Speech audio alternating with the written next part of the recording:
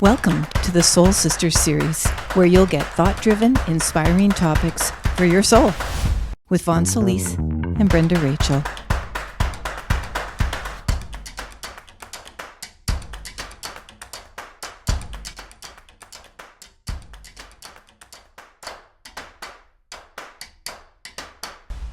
Okay, so welcome again to another episode of Soul Sisters. We are at part 13. Surprise. And I didn't know if we'd make it this far of the Soul Sisters series. I'm Vaughn. I'm Brenda. And together, we are the Soul Sisters. Okay, so those of you who have followed us from part 1, you're probably getting sick of that. But anyway, it is kind of fun. But you never get sick of it. No, but we really are Soul Sisters, and it was really kind of cool when we discovered that. And I hope you can discover that with your own sister. If you have one and are feeling a bit disconnected.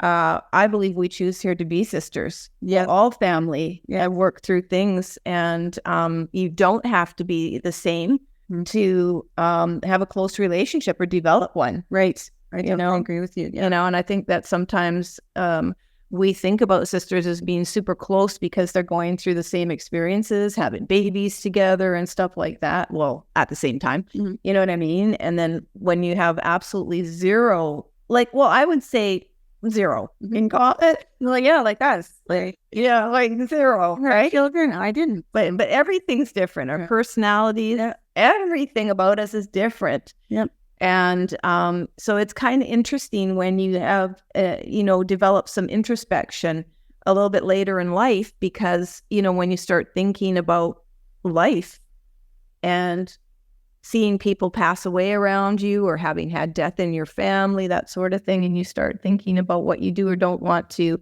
leave behind in terms of relationship dysfunction or unsolved or unresolved issues or no communication at all.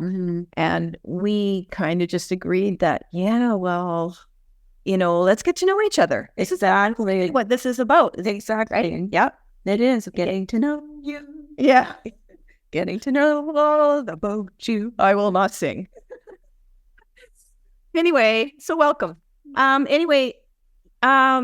What we decided to do, so in part 12, the first 9 episodes of the series has taken you through basically our upbringing, coming from dysfunction, having disability for Bran, me, bereavement, loss of my child in 2005 as the biggest challenges for us to enhance, I would say, our spiritual practice, enhance our consciousness, come in contact with our purpose, refine it, and really even expand on that in how we are in our later years.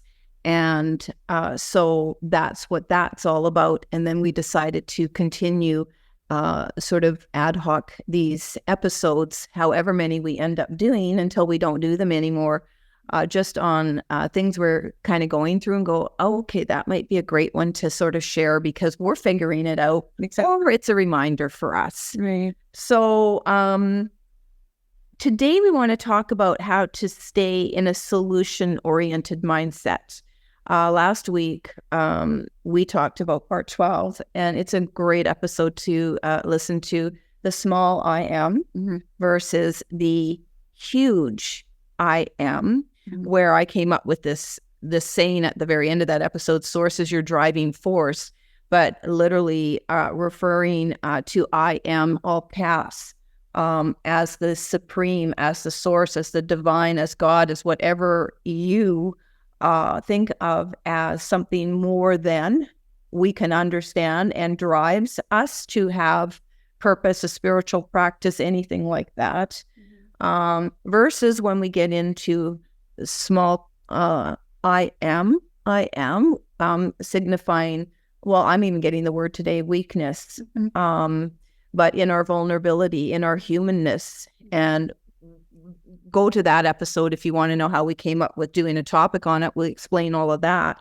And so it was really, really funny. And so we were texting each other maybe on Monday, maybe Tuesday. I think it was Tuesday this week, and today's Thursday. And both you and I were feeling kind of blah. And so just to say, no matter where you are in your spiritual consciousness, your development, your practice, your purpose, or anything in life, how great life is going, any of us can get, struck down for minutes, hours, days, weeks, months, with feeling stuff that is just not centered with who we are in our truth. Correct. Which for you is, what's your truth? Basically, whole, complete. Oh, perfect, whole, and complete. Right. Yeah. Right. Being. But I get periods where I feel completely devastated, sad, just not even depression. It's kind of just a melancholy. Yeah, that's a good word for it, sis. Melancholy. Yeah. And just absolutely, I'm going through chronic fatigue right now, and have been since December, and it's now September, regularly. So I get set back quite often and just have to rest. I can go no further. So from being a very active person to all of a sudden seeing the limitations I have with a healthy mind, but the body isn't cooperating.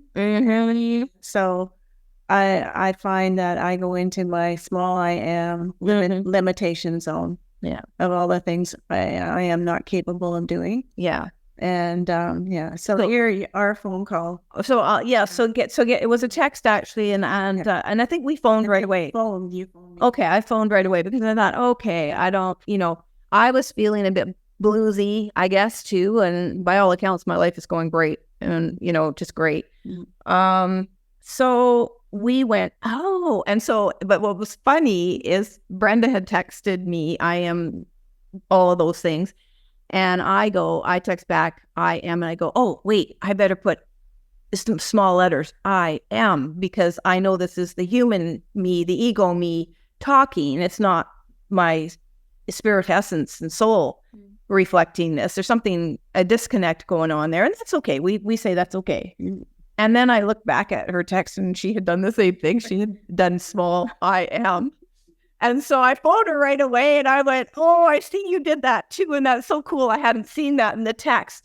Just to say our work has infiltrated our minds in just that short period of time, maybe a couple weeks, to make the differentiation. Well, to understand that I was in I am just the human condition, the human condition state, and I was acknowledging it, right? But you were expressing it to another person as well. Right.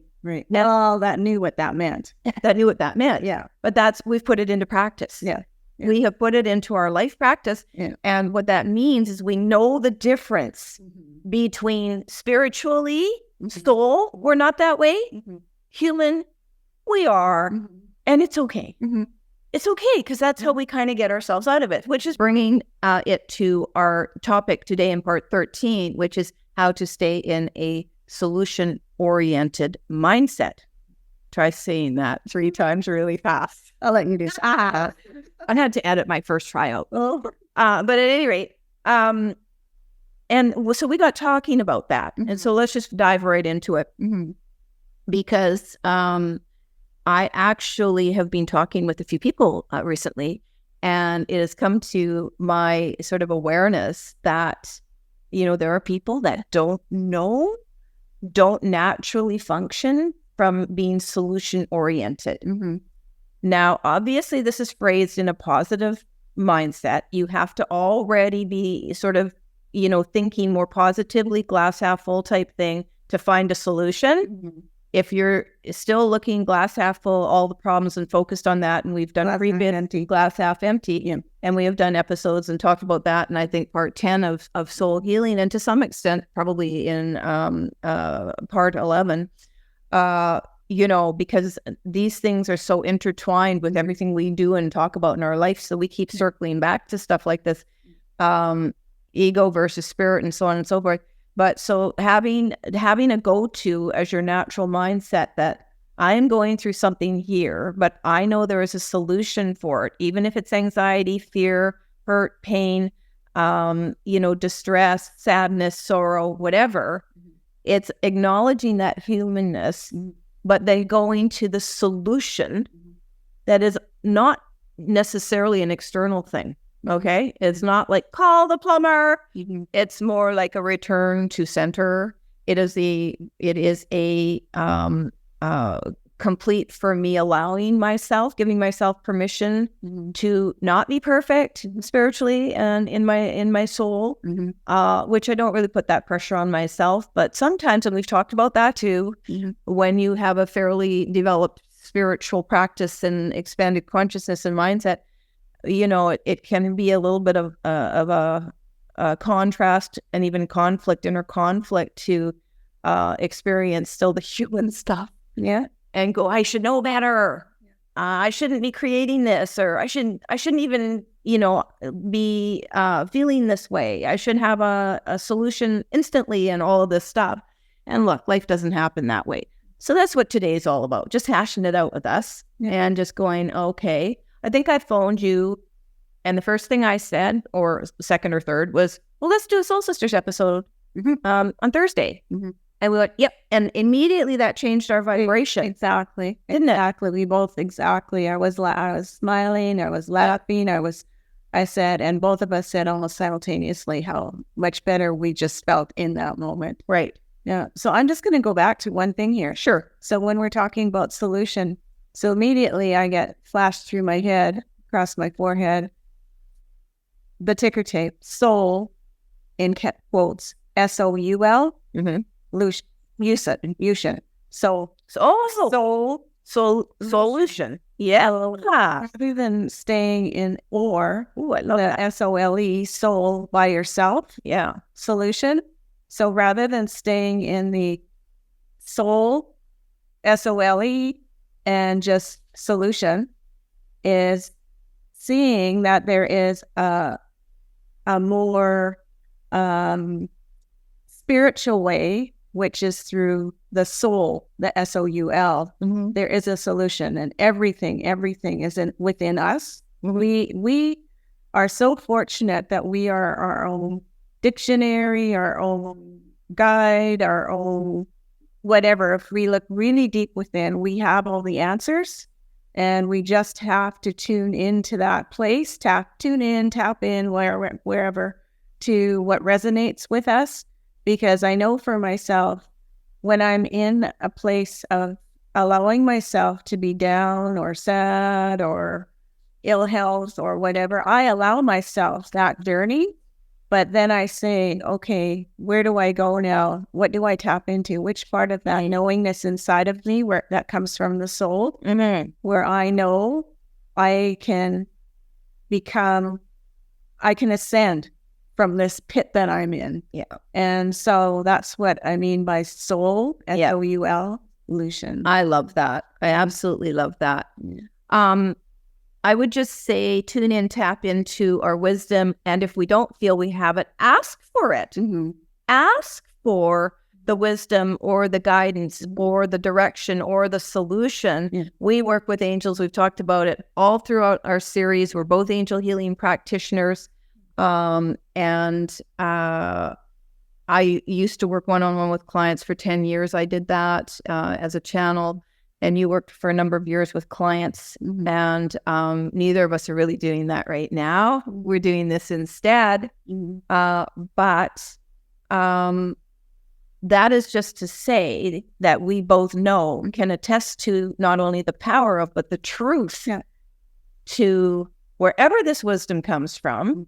So for those that don't believe in a higher power, don't believe in it's possible to communicate with angels or, loved ones from the afterlife or any other, and I'm just going to say here, positive being, energy source in the other vibration. Let's just call it another vibration. Well, okay, you don't believe it, but that can never, ever, ever take away the truth of my daughter visiting me for all 19 years, although she doesn't come as frequently anymore, leaving physical signs, having angel visits in human form 3 times essentially, and many other examples of their presence. And I guess just to sort of say to anybody who is a non-believer or is a believer but hasn't experienced anything like that yet, I would just say that, your truth is your truth. Our truth is our truth. Yeah. And we respect that. For anybody out there, we ask the same respect.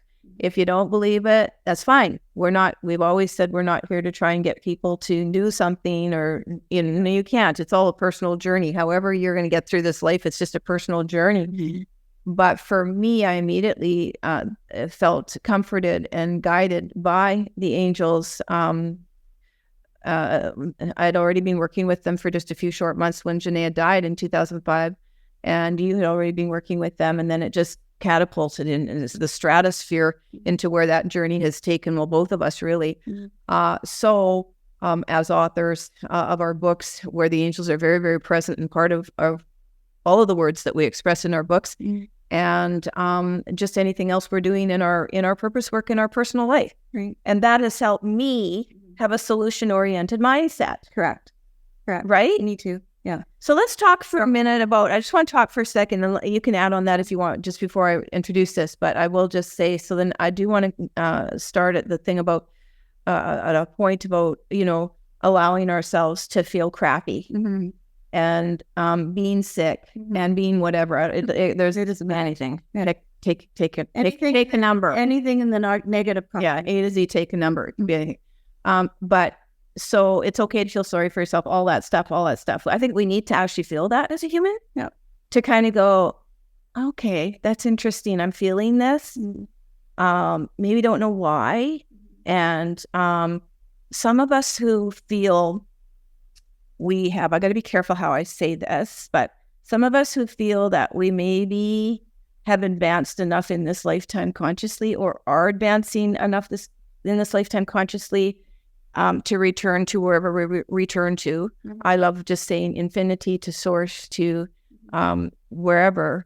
I don't know where we go, but it's somewhere. Mm-hmm. And so even just to think and entertain the fact that some part of us energetically lives, mm-hmm. okay, and we can tap into that. So for people doing past life regression, think about that.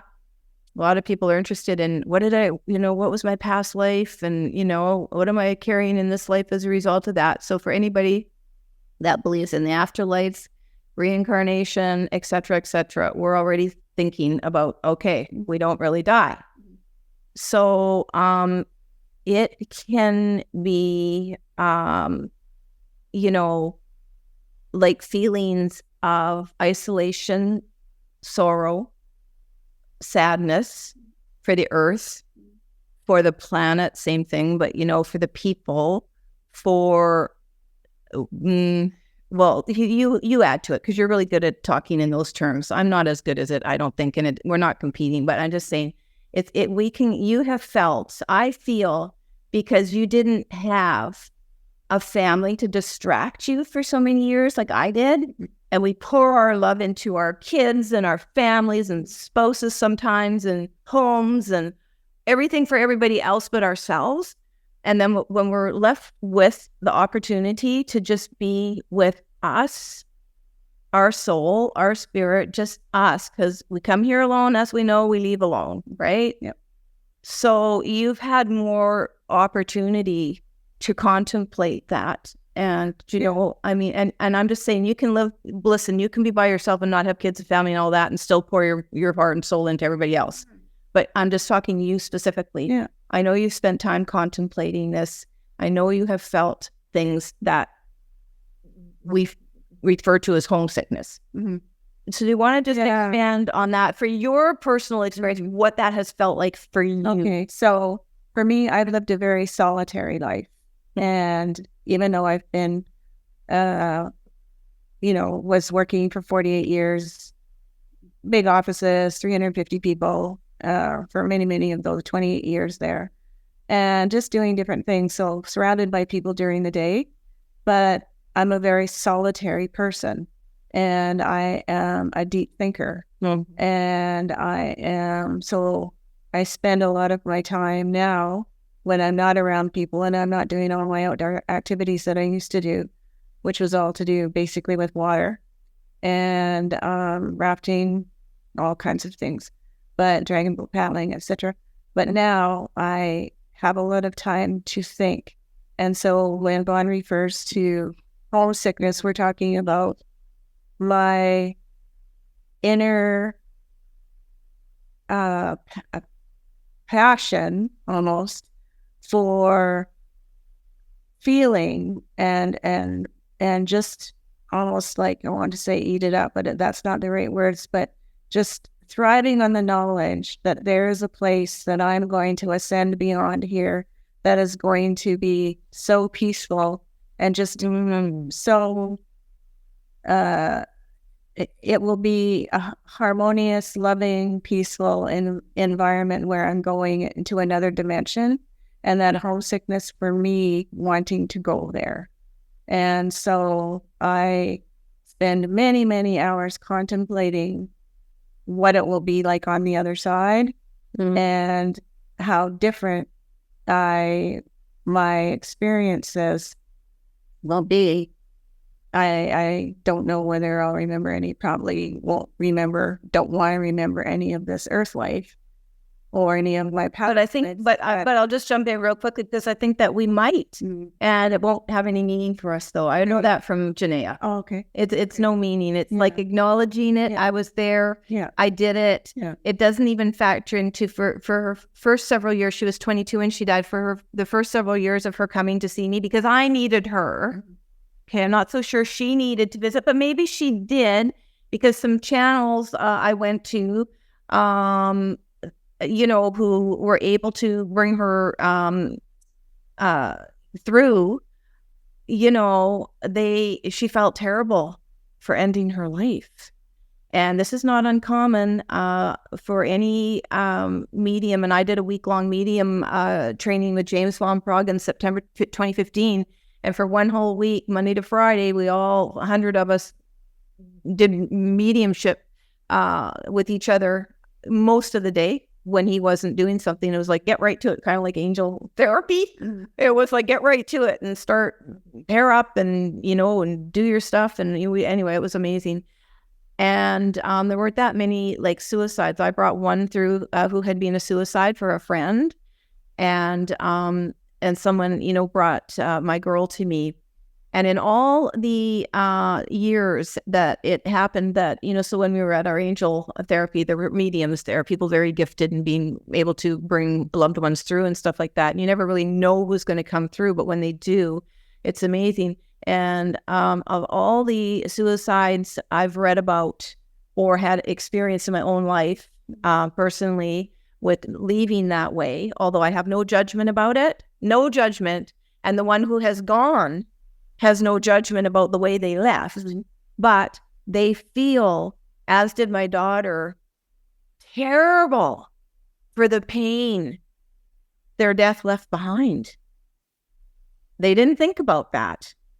And it's possible. I'm just throwing this out there. If anybody is watching this or listening to this who is dealing with is a suicide loss survivor and is struggling with that death, I believed for a long time and learned sort of through all the teachings. And for those first few years, 10 years, I'd say 2005 to 15, I was majorly working to expand my practice, my own abilities and things like that, and learning from others and who had considerable experience and had been basically international like leaders of their age of that period. And it's like it's not that they, in their soul, they feel sick for doing it, because I believe that, and I hope I don't get in trouble saying this, but if I do, okay. And by that, I just mean criticism and so on. But, listen, I kind of do believe that even a suicide is contracted. And absolutely, it's part of their journey. It's every part of their journey to live. Living every day, every day in this dimension or any other dimension. Yeah. is a contract. Now, there is a willpower and all that, and we're not going to talk about that today. But what I'm saying is it is possible that however you transition, a person transitions, and you get to the other side, and if you have done harm to yourself to end your life, I mean, that's pretty big, whether, I don't believe there's any retribution or anything like that when we cross. I just but I do feel, because someone brought our dad through at the James Von Prague training in 2015. It was the last experience we had doing a mediumship exchange. And I felt so bad for this guy who was about, I'd say in his no later than late 30s. And he was sobbing because he had this man he was bringing through. He didn't know who it was, and it ended up being my dad, who felt terrible for not having communication with me for 18 years. And before he died, I mean, we actually reconnected a year and 15 months before he died. But so I think people can take, Janaea felt terrible for leaving, for, the pain, me suffering, and everybody suffering from her death.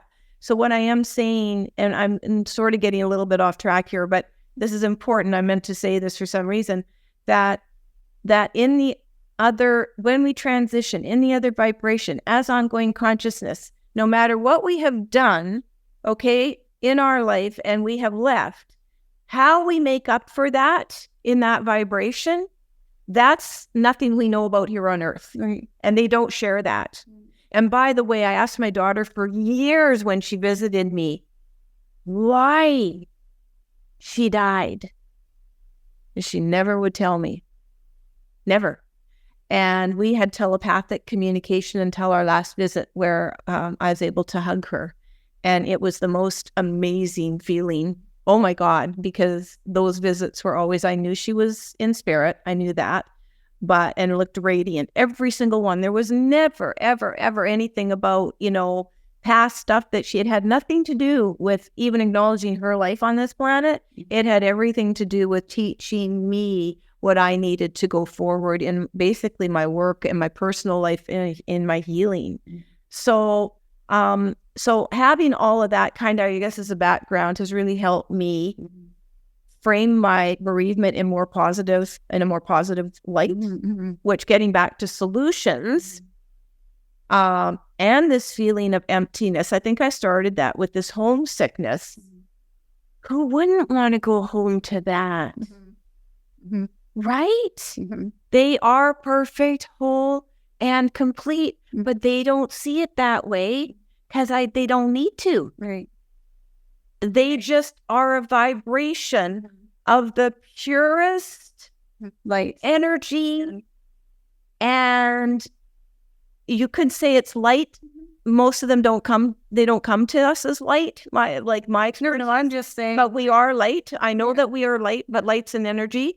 But it's this pure love. It's love. And so if I hadn't had that, I'd have been in a very dark place. And I wouldn't be sitting here talking to you about try to find solutions. Right. I probably wouldn't be on the planet, to tell you the honest truth. So for you, coming to the planet, and others maybe are watching or listening to this, that are resonating with this homesickness, easy to, if you want to find solutions and get yourself out of it and pep up and find something bright out there. It's a beautiful, bright, sunny day here where we are in central Vancouver Island, the ocean right behind us, blue and sparkling. You can't see it, but it's there. Very easy to get centered and go, oh yeah, beautiful planet. Life's good. I have everything I need for today, blah, blah, blah, blah, blah. But when we're homesick or problems are too big, we need something to gravitate back to that. Yeah. And so what do you do? So I'll ask you this, is this homesickness, because by all accounts, we've said before, both of us have a life we're living, the life we're living that we want for today. Correct. Could change, but for today, we have everything we want. I have absolutely nothing to complain about. Right. In my life. Nothing. Right. You've manifested, I've manifested everything we've ever wanted for years. Yeah. Right? Yeah. In divine time, its own time and all that, but we've done it. You want something, you're going to get it. Right? We don't really create problems for ourselves, but we do have challenges. Yeah. Right. We do have challenges. Yeah. And we do struggle with anxiety. Yeah. Right? Yeah. We've been honest about that. Yeah. I do live with PTSD, which I've been very public about. I'm not getting it treated. My choice for a number of reasons. So I'm managing it. And I'm largely not getting it treated because there's really not a specialist here I could work with. And also I don't want to revisit my trauma. So I just manage stuff and I'm really good at it now. Very good. But anxiety is part of that.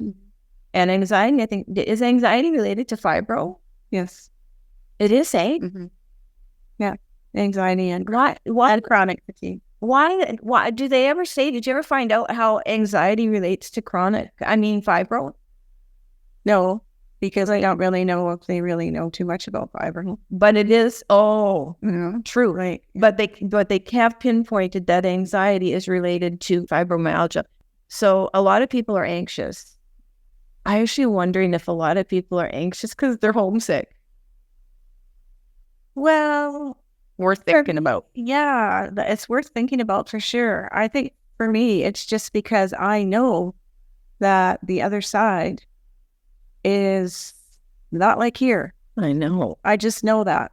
I know I've lived many, many, many lifetimes in all kinds of dimensions, but I also understand my own inner soul understanding and comprehension is that the other side, the next dimension that I'm going to go to is nothing like here. Oh, I know. It's not like, so knowing that and understanding that and in my heart place, when I think about the other side, it's like, I'm at peace. I'm truly, truly, truly at peace.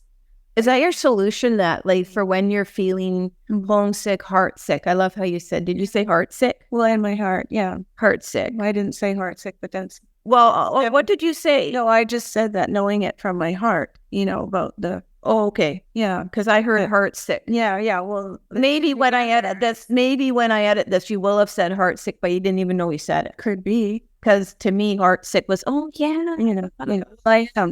homesick because my heart is sick. So that makes total, absolute, total sense, right? Yeah. I'm pausing just for a sec here in my own thoughts. I'm not pausing the tape. Okay. I'm not pausing the recording. I'm just pausing because I'm thinking to myself, how many people are heart sick? We live on a planet that causes us to feel stress and anxiety in so many ways. I mean, there's hundreds of millions of people with anxiety, folks. Try find somebody who doesn't have some kind of, might not be a disorder, but some kind of anxiousness about them. Who, how many times have you heard in the last 4 years, and certainly since the pandemic, and we're in September right now of 2024, that society's broken, the country's broken. I mean, I don't know how many countries are saying it, but they've sure said it in Canada, and they've sure said it in America. And things are breaking down. And that does cause stress, and it does cause anxiousness for people. We don't feel safe. We don't feel secure. And for those of us who feel we've had enough, now we're not talking about the human I am, small I am, I've had enough. We're talking about the source I am. And knowing, and we've talked about this in previous episodes too, that you still have a reason to be here, and that's why you are here. And like me, are going it all the way. We go out when it's our time to go. Not going to do anything to rush that. That's just our perspective on it for the moment. But I find it just so interesting. Culturally and socially, so many norms that we've had are breaking down, and we're having to rebuild. And it's like this.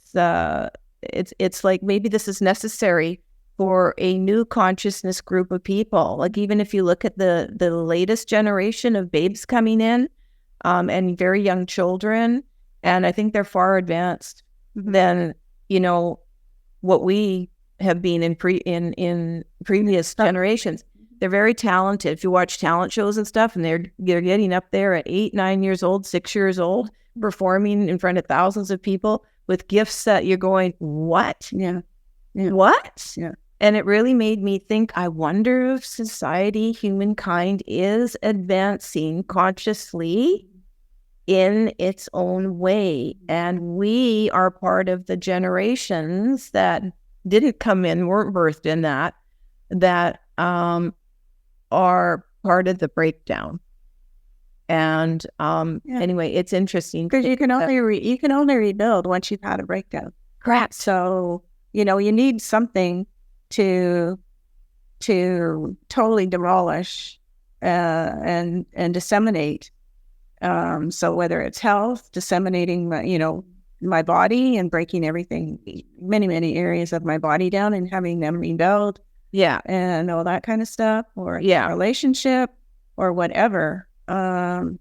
It takes it. You can't rebuild unless it's been broken. That's right. Yeah. And anyway, there's a term in quantum physics, entropy, and chaos has to be like it's a rebuilding from the chaos, but the chaos is required for it to rebuild. Correct. And while I wouldn't necessarily say we are in chaos on the planet, I think there are some maybe there are very much in chaos. Oh, you do think so? Oh, absolutely. Okay, maybe we are. I don't know. I guess it depends. I don't even know. So whether it is or it isn't, I think we're close to it. If we may already be there.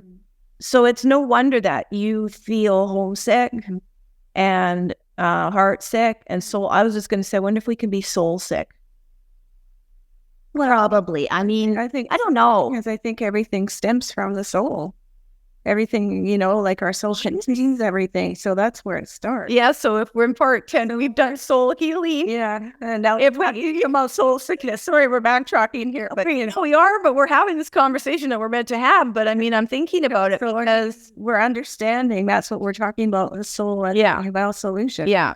Is because it starts in the soul. Yeah. This is our container. Our soul is our container of absolutely everything. Every aeon, eon we've ever lived. Yeah. Got it. And, and we could go down a whole path about talking about why we're here. Why are you here, audience? As an individual, why are we here? We kind of know why we're here in our respective paths. But, and when you do know why you're here, by the way, and accept it and go, okay, I'm here and I'm going to do this purpose work. I'm going to fulfill what I contracted to do as a soul, feeding part of that soul. We've already talked previously in episodes about what we think about soul. You'll find all that out in other episodes, soul healing, and other work I've done. Essentially, for me, it's just a tapestry. We're a little bit of it. We feed to it, and until. But that's as far as I got with it. Part of my purpose is absolutely to heal the soul of this incarnation, the contribution to the soul in this incarnation, by way of bereavement as a bereaved mother. But I also, through acupuncture, was connected to the larger person, which is a purpose, which is actually to heal all of my soul from all incarnations. And that's mine. That's my purpose. So I have a completely sort of larger perspective when I talk about soul. It's become expansive of all I've ever lived. And I don't know why. I was actually just talking to a friend yesterday and I was explaining some of this to her and she was fascinated by it. And I was like, but I really don't have the answers. And as I'm given this information, which happens to come to me through acupuncture, it's made me carefully schedule the appointments because I don't know what I'm going to find out next. And I'm like, oh my goodness. But I do, and we both believe that we are only given what we can handle. But our brains are only, able to take in so much at the same time. And I guess too much knowledge would become very difficult within the constraints of not only our humanness, but the world as it is. I think also for me, like I identify, I'm an empath, so I feel things that other people who don't have that innate sort of understanding and compassion from their soul within them, that I feel things. Like I can remember when I was like 10 watching something that we got a TV when I was 10. And, I think the Vietnam War in the 60s was on, like, because I was born in 53, so 63, so somewhere. Yes, it was on. I can remember watching all the killing on TV. It was a black and white TV, and just sitting on the floor in the living room and sobbing my heart out. Yeah. Because I couldn't understand how people could kill each other.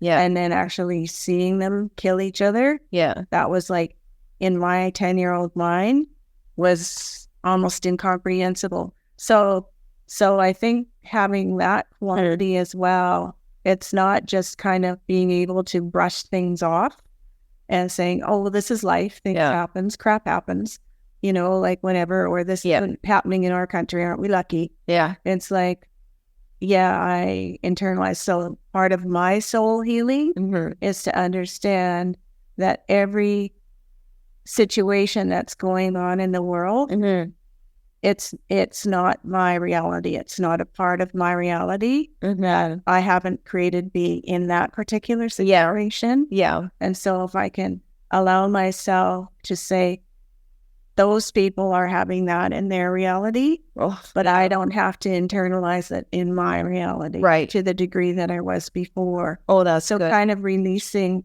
the I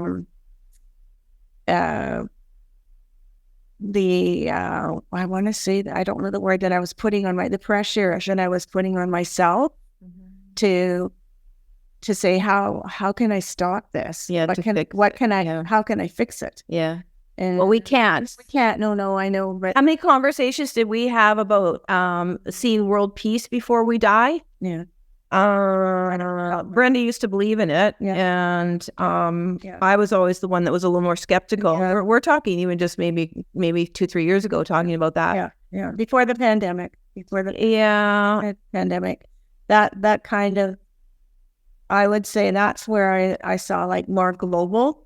Global, like it happening in our part of the world. Well, it unified us. Yeah. The pandemic was the, the thing, if you will, that, I don't know what to call it, but it was the force, whatever you want to call it, that unified us globally to say, it happened negatively for some and very positively probably for others. In terms of finding out who they were and, all of this stuff and new inventions and new ways of doing things and all of that. And so it brought us together because no one was safe from it. Correct. It hit every part of the world. So unifying and good things don't have to necessarily, come from only good things. Correct. So, absolutely. Okay, so millions died in the pandemic and people lost jobs and other people found new careers and got to work at home and be with their families, which is still going on. It has completely changed the culture of work and workers' rights. Yeah. And in Canada, the feds are trying to get, the federal government's trying to get people back into the office. I think they had a requirement for 3 days, and I'm pretty sure the union's going to make it so that this is a right. You get to work at home part of the time, hybrid at minimum. Other places are, work at home all the time. And it has completely broken down certain systems that were in place. And we're in the process of those systems being rebuilt, solution-oriented thinking for absolutely everything on the planet. Yeah. So this conversation for us is not just a solution-oriented for, personally and individually. I don't know. It's globally. Yeah. We're having to find solutions for how we do just about everything because something about the pandemic broke everything down. Yeah. System-wise and structurally, it broke everything down. Yeah.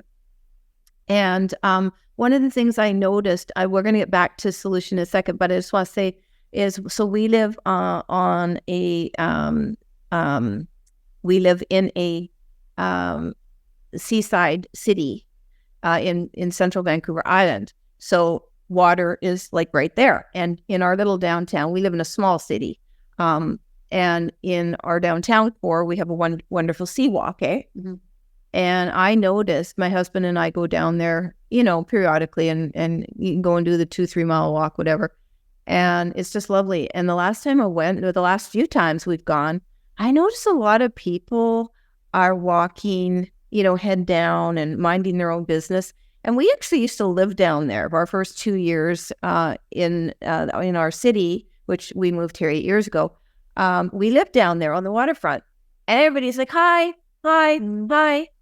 And as a matter of fact, it was still that way at the little bay where we go for our coffee. Mm-hmm. And you walk with people there, and I think they're way more local. Mm-hmm. And walking along, that's a very small stretch, maybe a mile, half a mile at most. Yeah.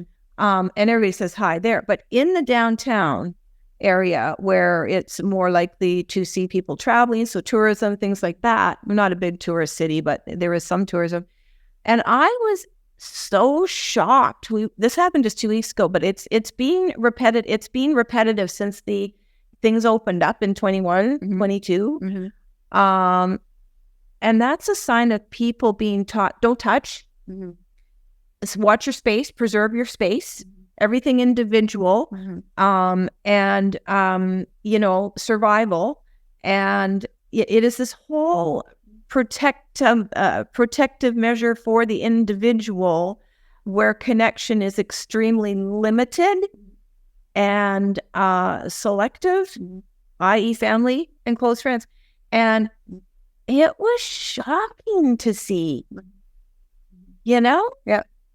And we're being, in some instances, trained to find solutions for things that are no longer working the way they did pre-pandemic. We're being trained culturally to have solutions for them that may or may not feel right for us. Mm-hmm. But socially, maybe we're just accepting them. Well, this is the way it is now. Mm-hmm. That we have to do this, we have to do this, we have to do this, It's very interesting. And so, in terms of, and just another really quick example for certainly in North America, other cultures out there, countries out there may not have this problem, but because of the lack of employees, because of businesses falling, apart, because of the pandemic, having to rebuild, all of these, having to find good people, having to pay them, competitive wages, all of this stuff. So what did they do? Their solution was, let's institute tipping to subsidize wages, essentially. And so that maybe workers could give people benefits. It's a big circle in case they get sick. Because listen, COVID taught us, whoa, you could get sick at any moment, bring it into the workplace. We better have insurance, and we don't have enough doctors, and we don't have enough nurses. And there isn't one area where one thing is impacted that you can't, that you don't have to find a solution for everything else that trickles down. Correct. But when we think about it on an individual level, because when we started talking about this and I came up, let's do an episode on this, I was actually going to keep it just to the individual. But as we're talking, you can't. No. You can't, because all of that stuff impacts us. And as an example, if we're already feeling homesick, heart sick, soul sick, and then we have measures in place culturally and socially because of something like the pandemic that is feeding more isolation and disconnect, that's not helping us. No. Right. Because we need the connection and the community and saying hello and smiling at each other. Yeah. Right? Yeah. That's a solution for actually even starting a spiritual practice. Is just being kind and smiling at someone and connecting. And you don't have to have a long conversation, but just acknowledging each other and giving us each the respect. that, we can trust each other enough to allow each other into our personal space, even if just momentarily. And that has sorely been impacted. I still do it. I say hi to people in the shopping and grocery store I shop at and along the seawall and stuff like that. But nothing like how I used to be before. Right. I know. Right. So that's kind of going down a different sort of branch of the tree, if you will. But bringing it back to us, let me get to this, because we could talk forever about that other stuff, but let's bring it back to this. So when we are feeling centered in our being, so when you get into moments of your, feeling, whatever you're feeling, and you can describe it, how do you get yourself back to center? Do you respect it, allow it, and just let the phase pass? What do you do? Oh, I immediately, when I know that it's taking me down a dark path, and I wouldn't say dark because I believe leaving here will be light. So I don't think that it's too dark, and I'm not afraid to die. But it's more, I don't even think about dying. I just think about exiting here and having a new home of light and love. And but when I get into that place where I would say more than thinking about wanting to leave here, knowing I'm here and I'm going to be here for however long I'm going to be here. Right. So that in-between phase. So accepting that I'm here today for however long. Yes. And so when I'm in and I'm not enjoying it for whatever reason, I'm not enjoying it. So then I go, but this is your creation. Okay. This is your manifestation. Okay. So what is the bigger picture here? What is it that you're needing to learn for yourself about creating this really off moment and this off the beaten track, how you regularly like to live your life moment, and which is totally not in a spiritual frame of mind. And so I just immediately asked the angels to bring me back to center. And it's not even a moment. It's that I understand the word purpose comes immediately to my mind. Purpose is one of the words. Follow your purpose work. You're here to do your purpose work. And that's why I'm here. And I know that, and I accept it. And I am so grateful that I have my purpose work. Yeah. So I will just say this, a couple weeks ago, I was tending to a little kitty I was looking after. And, and I sat down, and I think pets, I'm not a pet owner anymore, but I was my whole entire adult life. And my husband and I decided not to replace our last kitty who passed in January of 2020. But I think pets can really help you get in touch with your inner spirit and your core essence. Just looking into the eyes of an animal who's looking at you with sometimes wisdom. Cats. No, I'm kidding. No, I'm not. They are very... Well, dogs. When dogs are dogs. He picked me. Dogs are... Well, dogs and cats, but cats more like I'm thinking about if I'm going to pick you, right? And dogs are like, pick me. Anyway. No, that was just a little aside. No, I know. But looking into their beautiful eyes and just their, unconditional everything, loyalty, and they're there to love you no matter what. Yeah. Okay, and I've had I'm not going to talk about this, but I'm going to acknowledge this because I'm an empath too. And sometimes I would, think about before I went to sleep about all the people and all the animals in very, very vulnerable and actually not very good situations. And then I'd stop, don't think about it. Yeah. But then it makes me think that in relation to animals, and, for the most part, we don't really, when we talk about animals, we don't usually talk about it in terms of, cats and dogs. Yeah. But in any animal, that they're in the care of a human, they're in that care and they put up with whatever. And it could be oodles and oodles and oodles of love and comfort in which they return it tenfold. but they still are there loyal when it's not that way. Correct. And, but at any rate, I don't want to go down that topic, but down that path. But so as I was sitting with this animal, and then just, for whatever reason, oh my God, I just wanted to like cry. It was like this heavy weight was like, oh my God. And because, listen, I am a bereaved mother, I attribute a lot of those moments. Well, when I have them, they're infrequent, but when I have them, I will attribute it to, oh, there's the trauma, or there's that sorrow, or there's that grief in there related to Janaea. And it may well be that's part of it. But then you and I started talking about how we can feel so sad and sorrowful in our soul for other things that are kind of going on the planet. Yeah. And we don't have control over. We're just here almost as witnesses in some cases to it. And my thing is, and this came from Wayne Dyer, one of his books, is you do what you can do in your sort of corner of the world and in the work that you do, because when it's light work, purpose work, light work, centered in all of these really good and helpful things to help others, it does trickle down too. Oh, absolutely. It does trickle. And we just keep on. Yeah. We just keep on. And so when you and I realized that it wasn't our responsibility to, find a solution for world peace. Right. We just do our little bit in our little corner. Yeah. Yeah. That was very freeing for me. Yeah. Was it freeing for you?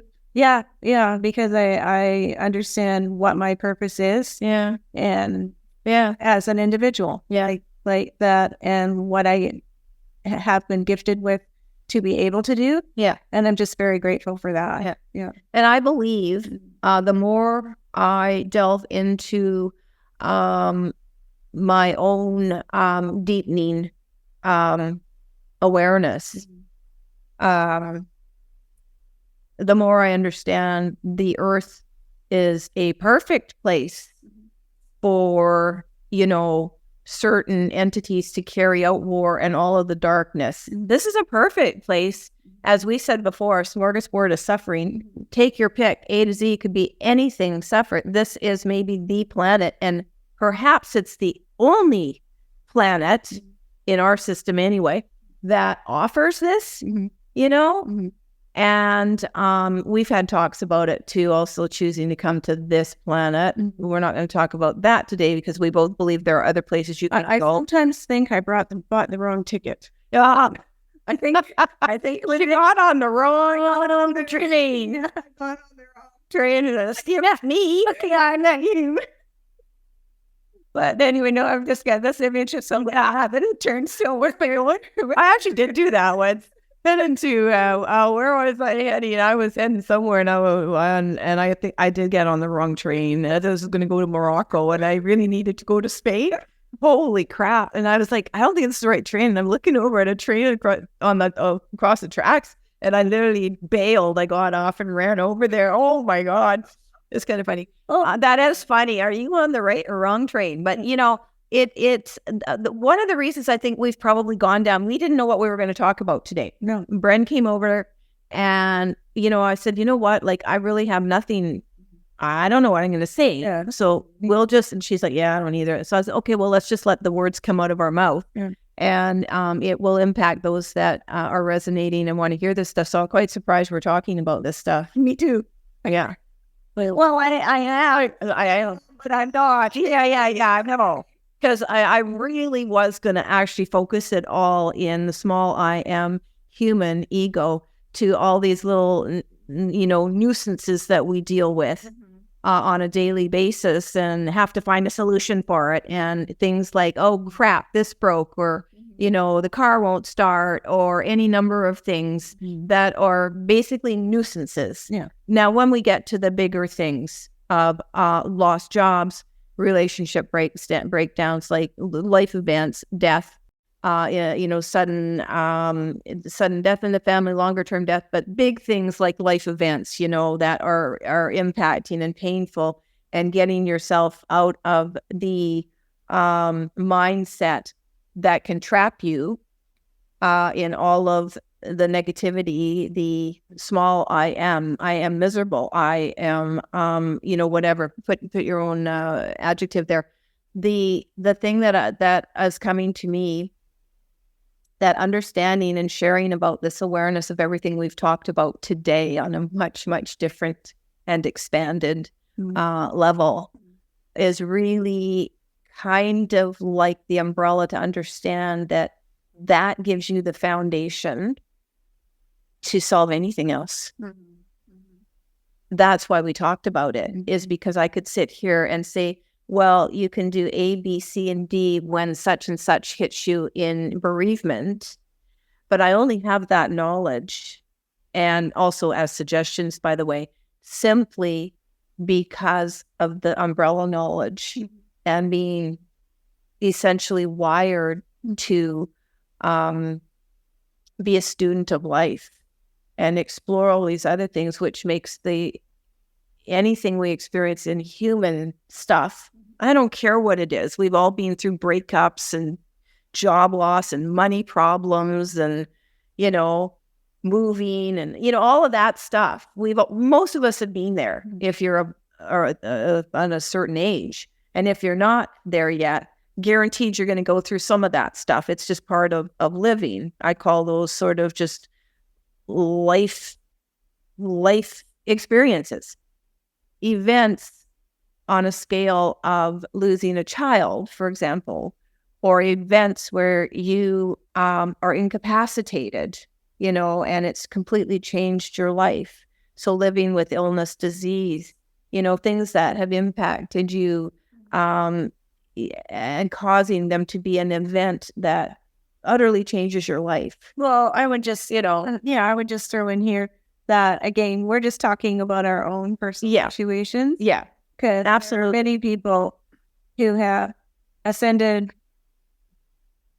multiple dimensions living on this planet with different afflictions. And losing limbs. Absolutely. These kinds of things. Absolutely. And so we're talking about our own personal journeys. Yeah. And what we've learned through our experience. And and making nothing light of somebody else's experience. No, nothing like that. But I'm just saying, so whatever affliction and, a job loss could be magnitude. I mean, I get it. But for me, I'm just saying, for me personally, for you personally, you being bankrupt. Yeah.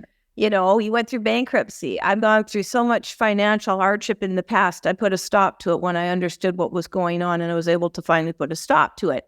But I've been there, done that. But even in every single time we came up against financial struggles, there was a solution.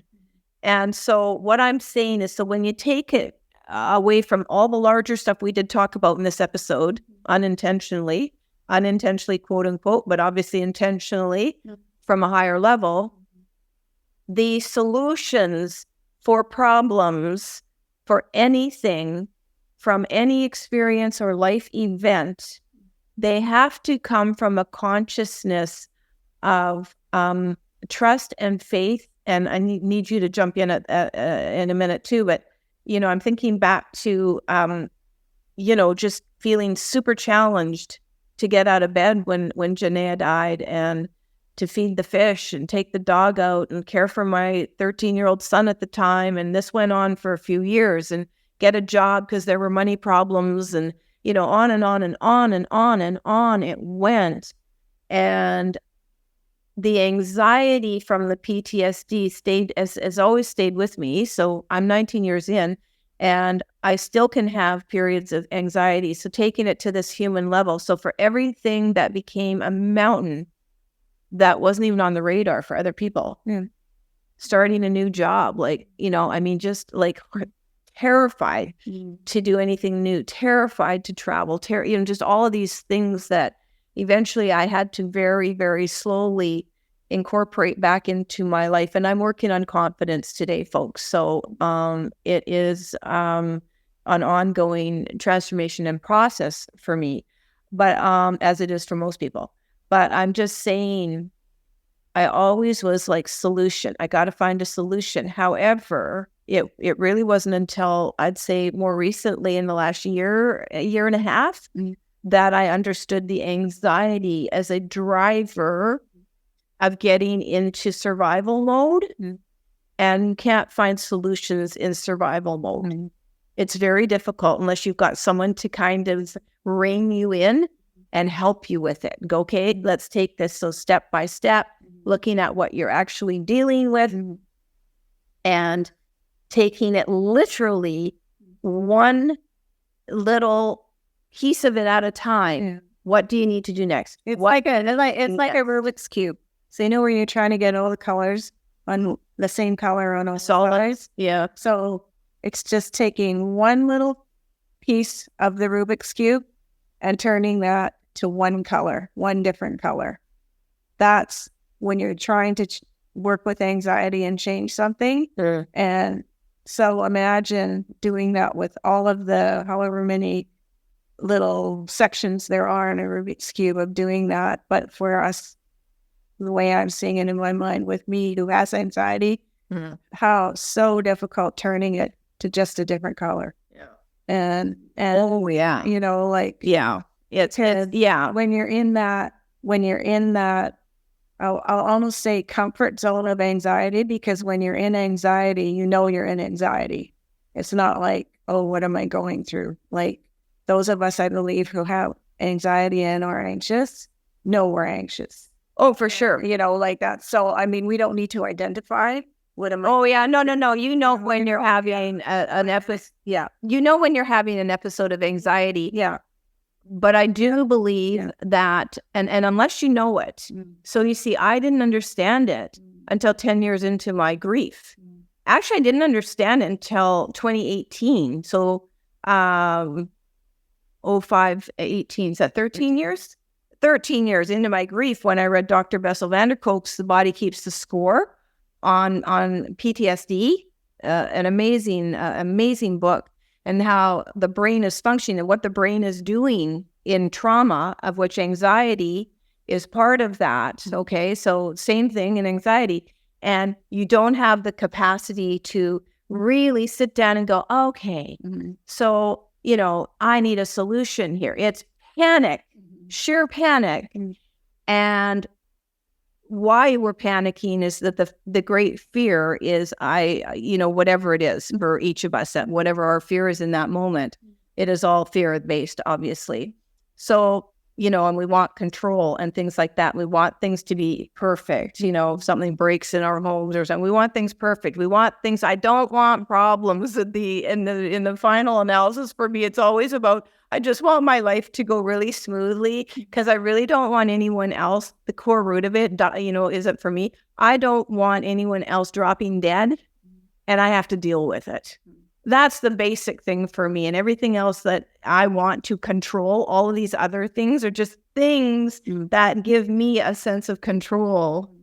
So I don't have to be humming along over a year worried about the deepest fear being that. So when you can take the anxiety, and we're not doctors, we're just talking, and you guys know that, we're just talking from experience and what we've learned, what I've learned, pieced together for myself and personally have come to practice and rely on, is that if you can take it right down to what are you really, really afraid of, we understand that's always humming at the baseline. That's our baseline. Yeah.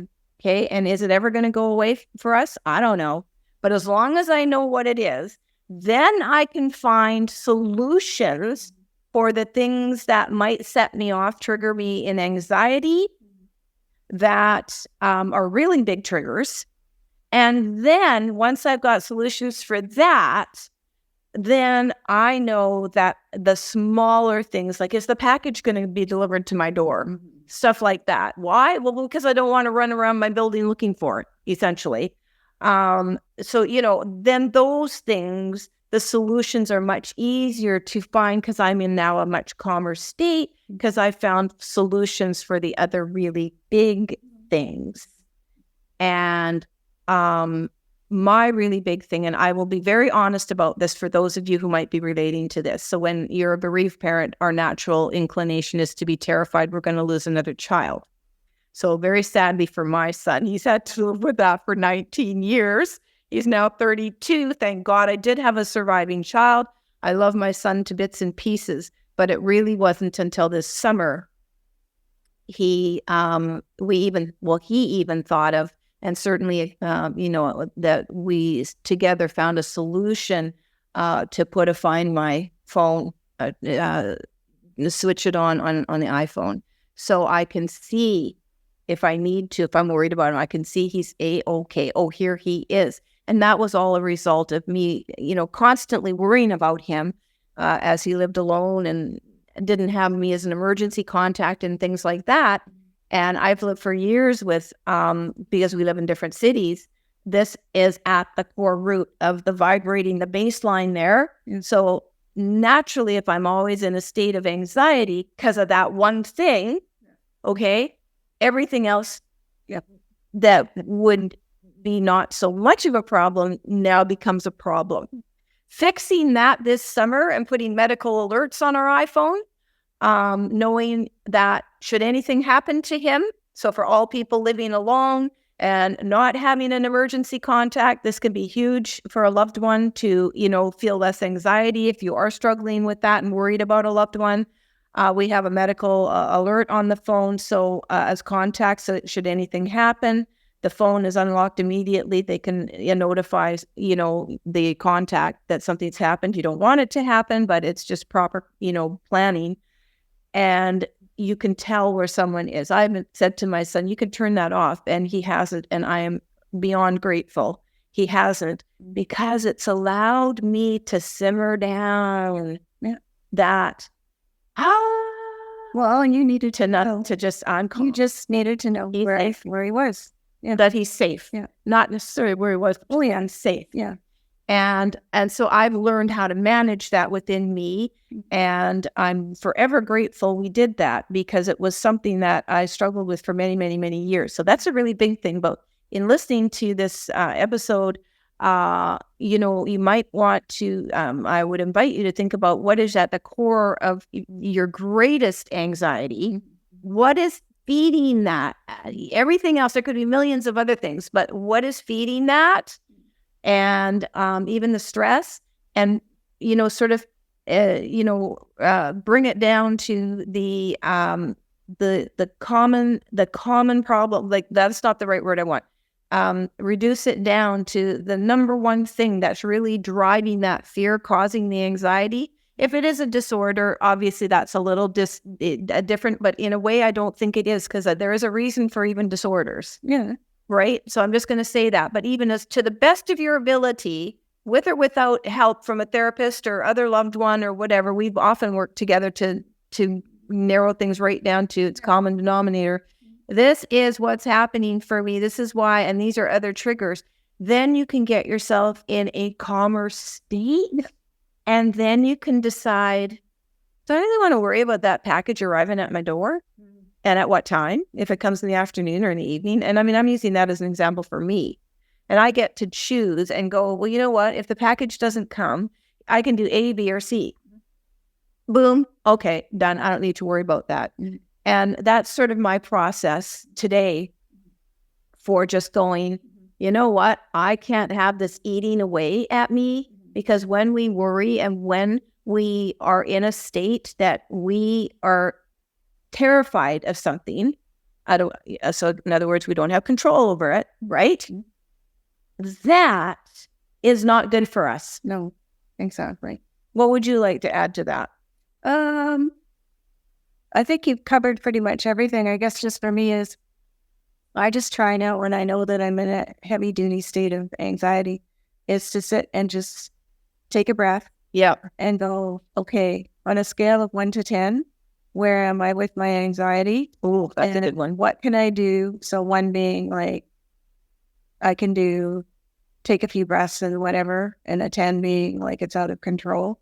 So, and what is the real issue going on here? So I try to identify right away what the real issue is, because there's always an issue. Yeah. And it might have nothing to do with the circumstance at the moment. Yep. There's always some underlying current that's creating the anxiety in that moment. Yeah. So I try I try to get to ground zero right as quickly as possible.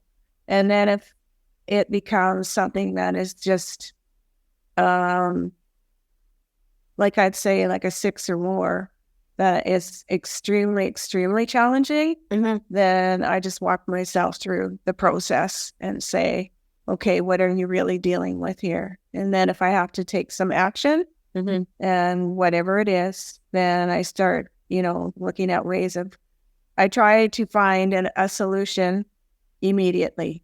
Like I don't like to live in the issue very long, because I know it just manifests further. Like, because once I'm in a state of anxiety and I don't address it immediately, it just gets out of control. Mine doesn't just flies away like in an hour. So the whole thing at it's a snowball. And so it just manifests. So, and I already know that from living with anxiety for so many years now, that I know kind of the triggers of what's the route it's going to take. I know the exact route the anxiety is going to take. And so I just do my little scenario to get me to stay down between under 5. Yeah. So I don't know if you want to share it, but if you want to, would you say that the root for you is feeling safe?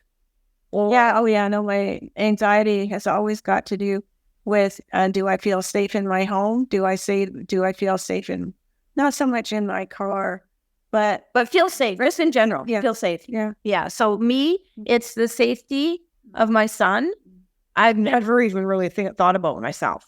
But you talk about this in your book about what brought that trauma on at 4 years old. Yeah. And so get Brenda's book if you want to hear all about what made her live her incarnation, this life, really, really basically the root of the trauma of not feeling safe. And mine is because being a parent was such a major identity for me in this incarnation. So losing my firstborn naturally put me into this tailspin for till now 19 years. And listen, that hasn't gone. Like I was going to say, 19 years of being concerned my son would die. And so 2 things I've done. So everything I told you earlier, all that stuff is the physical stuff, the human iPhone stuff. Okay. Yeah. The other part of it is for me going, I can't control the lives of any of my loved ones. I probably can't even really control mine. Human, I believe that I know at a very subconscious level when I'm going and how I'm going, but consciously that hasn't filtered through to me yet. And I believe it will. Like we both knew our mom was going to go 6 months before 3 months, I think it was before. 3 months, not 6, 3. She was starting to actually make preparations. And even though maybe she knew she was doing that, she didn't phone us up and say, hey, I'm making preparations. But we both said to each other, geez, it sounds like she's getting her stuff in order. I think she's getting ready to go. We said that to each other, didn't we? Yeah. When she did 3 months later. Yeah. Anyway, hard issue. Anyway, so that just as an aside to say, I think that we do, kind of start to resonate with, I think my business is finished here and I think I'm getting ready to kind of go home. Mm-hmm. And I hope we share that with each other when that happens. Mm-hmm. I hope we're evolved enough in consciousness and our communication that we can say, I don't know if it's going to happen because we've got all our stuff in order, but you and me anyway. Yeah. And maybe my husband would do that too. Mm-hmm. But I don't know if I'd do that with my son necessarily. But anyway, I'm just saying it's like really getting to the root of, I got off track there a little bit, but getting to the root of wanting my son always to be safe. So I don't know that fear will ever leave me in this lifetime, So all I can do is find solutions that will help me in my humanness deal with it. Yeah. Because I have no control and no awareness of if he's going before me or I'm going before him. But another thing we have done as a bit of a solution, so there's no secrecy and big elephant in the room about this, is we've talked about it in terms of one of us is going. We have a little group of 4 here that are core 4, and we often talk about it. Yeah. One of us is going first. Yeah. And so I do know, as part of my anxiety, I do know that I'm always aware of that every single day. And I kind of accommodate that feeling. Yeah. And that's why we text each other every morning, make sure we're good, but we can see each other's place so we know. And I got my husband to also find my phone. Because, it's just we know catastrophe can hit. And, and so, I'm not creating that, and I'm not necessarily expecting it, but it's a huge thing I personally have to live with, and I think a lot of people have to live with it. So anyway, find little solutions to help you, if it's technology or communicating with a loved one about your concerns, your fears. Talk to if you have a trusted soul partner that, if it gets overwhelming, share it,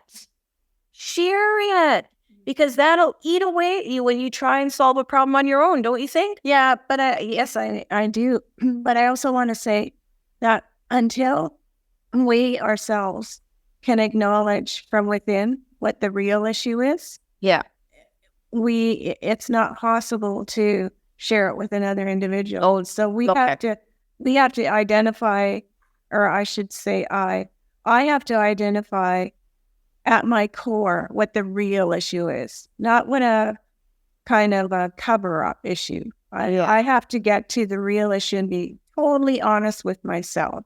And at that juncture, then if I choose to share it with you, and once I've acknowledged, what's really going on, because to just say, well, I have this issue, and then kind of skirt around it. Yeah, it's because this is going on, or that happened, or I didn't hear from whatever. But all the outlying story rather than what really is inside. So that's really interesting, because so by the time it does come to me, you've already gone through that process. Yeah. To figure out right now, I don't not have too much surface stuff, because I already know there's. I don't get into too many stories. Yeah, I identify pretty quickly what good. So that's the root of what's going on. So you just said something really key. Also, stories. So we do create our stories in anxiety and in a lot of other states. Yeah, and that story kicks in the minute we're triggered. Correct. And it will be a repeat and a repeat and a repeat and a repeat and a repeat until we start to no longer want the story. Right. That means we don't want the issue. We don't want to feel anxious. We don't want to be in a heightened survival mode. Yeah. That is not a great way to live. Right. And it disrupts every aspect of our health, our sleep, our functioning, everything. And even if we've got it controlled, that is still not dealt with. Correct. Oops. I guess I have some work to do. Me too. I guess I have some work to do. Yeah. And this is where communing with your spiritual side, I think it's good, and I think we can learn from other humans, obviously. And there are great, wonderful leaders out there, people out there whose work will, you'll resonate with in various capacities and stuff. There could be medical professionals, and their information is just very, very, very excellent. Yeah. And so to learn about trauma, I need to learn from psychiatrists and so on. I'm not working with one, but, certainly information in books and things and these webinars I sometimes take, and that's interesting. But by and large, our healing, our wholeness, our wellness, our holistic wellness, it's on us. Well, it's an inside job.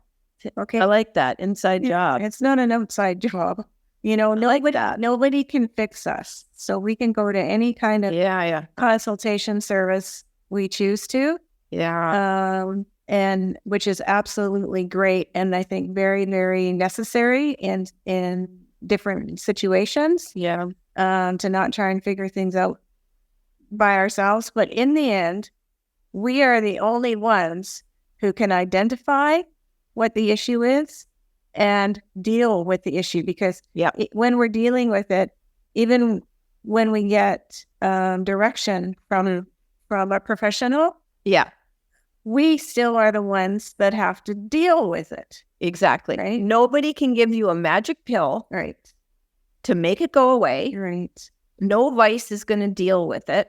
It might cloud you for a while to, have something, a trip, shopping, gambling, drinking, drugs, any of it, sex, any of it.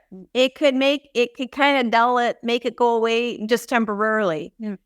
But that issue within you, the largest one that is the cause of a whole bunch of other stuff that you deal with, that it really comes to, I don't want to say disposition, but I will say the tranquility, the level of tranquility of our inner state is what will give us a solution for everything. Everything. I'm working on it. You're working on it, right? You're working on it. Yes. We're all working on it, but it's getting to that inner state of tranquility by any means that you can, that are safe, positive, healthy for you. For me, it was all through consciousness expansion, angels, everything divine. It would have been so tempting for me, folks, to grab the Valium, when Janaea died. And I actually was offered it and refused it, by a medical professional. I'm just not pushing it on me. Just do you want some? No, because I didn't think I would, maybe not be tempted to down the whole bottle. And that is why I have always said the angels save me. And whether you or anyone believes they're real or they're not real because you haven't experienced it or they haven't experienced it, it's not for me to consider. I experienced it. I know what I've gone through. I wouldn't want to go back to not one previous day of my life. No. Certainly not in this journey of bereavement.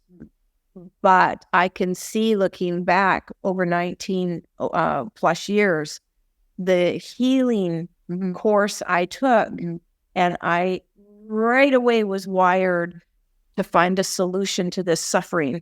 I was not going to get stuck. Right. And hence, other little things that are annoyances, I'm no longer allowing them to be annoyances for me, because I don't want it in my life.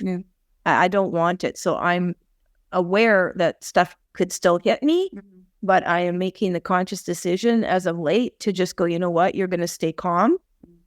And you're going to think logically, and you're going to find, and even if you need to request help from the divine, you will find the exact right solution to that challenge, whatever that challenge may be. But as an aside, mostly I don't have problems anymore, challenges, because I just ask the divine to make sure everything goes smoothly. Travel and all that kind of stuff, that I don't get caught in it. But I tell you, if I do run into anything that is huge for me, huge, I'm going to not allow myself to go down that rabbit hole of all of that, massive fear and not being able to solve it and cowering, to the point. You ever been so afraid you're just shaking? Like that kind of anxiety and shaking. I don't want to be like that. So, well, here's looking at you, kid. Let's hope it doesn't happen. And I just keep on this path. But like I said, I think it's kind of almost a discipline to keep ourselves wanting to be that way. I agree. Nice and tranquil. Okay. Well, that's the way today went. And I hope it is helpful for you in some way and in connection, because even as we say these words and then I edit this and I listen back to what we've said and you listen to it and I get other little nuggets and can feel the healing taking place all the time. Yeah. Right? Yeah. I'm just grateful for the good moments right now. So Yeah. very, very grateful. And know that there are a lot more to come. So absolutely. So we'll leave you on that note, on that very high positive note. Thank you for watching. Thank you for listening. Together, we are the Soul Sisters. See you next time. Bye.